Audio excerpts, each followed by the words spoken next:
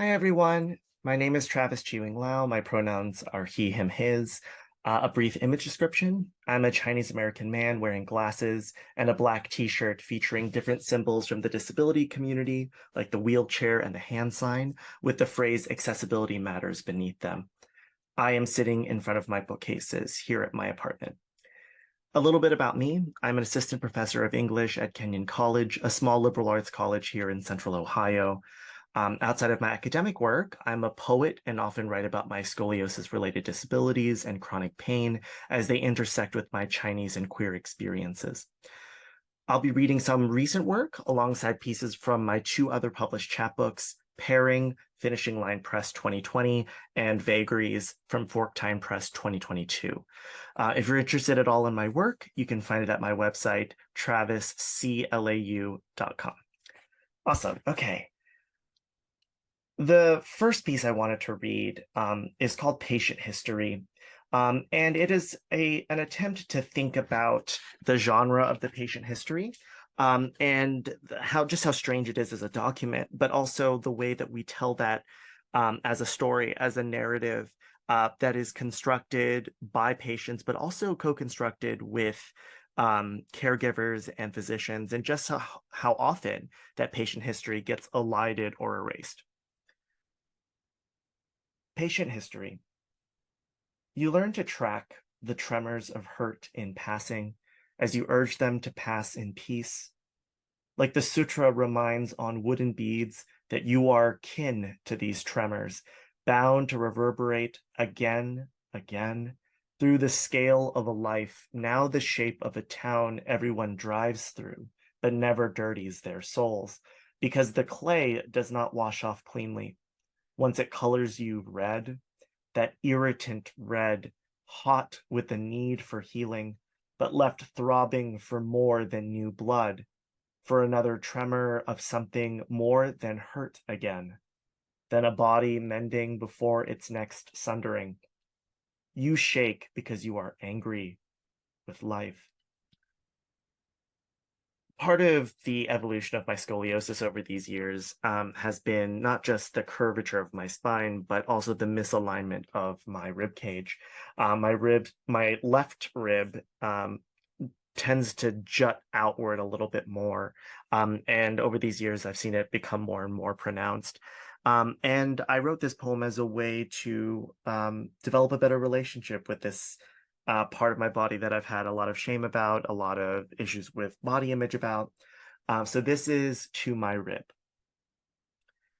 You look today more like a peninsula, a bold jutting into a skin sea, ever more turbulent.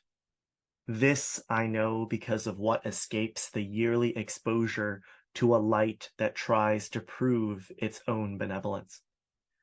You seem to crave secession from this aching formation, this rude construction, barely wanting to remain fastened to itself, as if this is what it means to hold oneself in contempt, a slatternly cling to what would rather be elsewhere. This next poem is entitled This I Doubt. And it's a poem that you can't see this, but it's shaped like a curving spine. And I wanted to think about the imagery of a curving spine and what that means epistemologically. And by that, I mean how it shapes a kind of way of thinking, or in my experience, how disability is a source of knowledge for myself. This I doubt.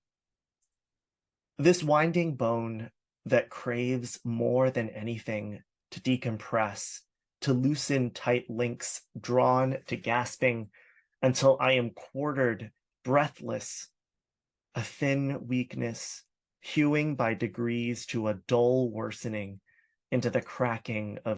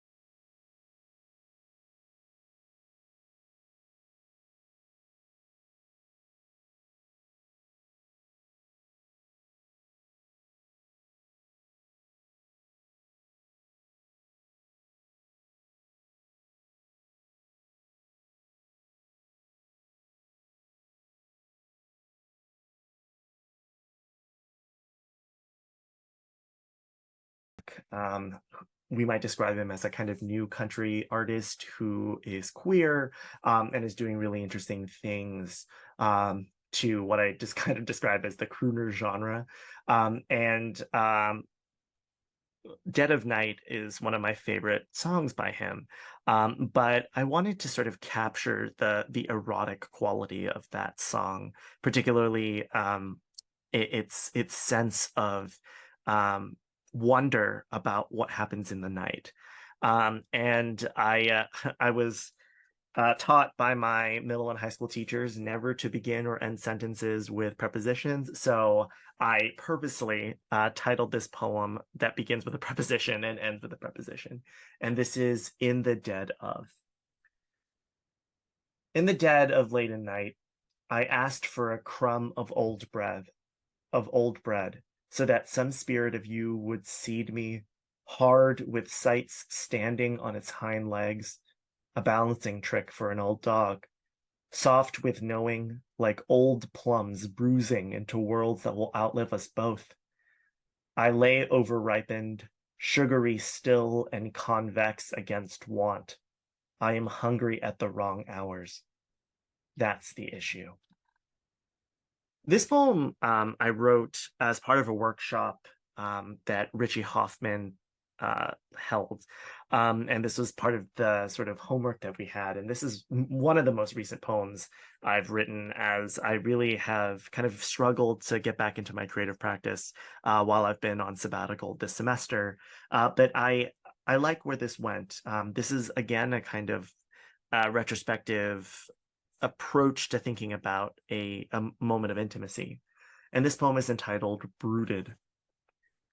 Recall the night when you drove the anchorite from me, that uncomely Puritanism mislabeled as Victorian, but was in fact bad historicism, eager to disavow those singular sweetnesses, milked across latticed openings, filling two men like ballases. Shadows crouched in the corner of the room, parodying our likenesses, minute with cares, though free of them, as you zipped something misshapen into my breast, still now so stirring, an essence rebuking what was an unfit form. Then comes your malady of influence, veil after dusky veil, not rent, but lain palmate across those pearly cells in the brain, firing mad and willful into white orpheries that neither of us could trace with our eyes until the dawn has performed her ceremony of remaking the world for us to sneer at anew. You knew you knew then that I would not rise for hours, not until I have brooded.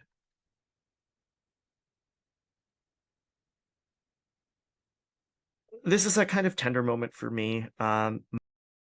Uncle passed away nearly a year and a half ago, and due to the cruelties of family, his estate has been essentially an ongoing battle since his death.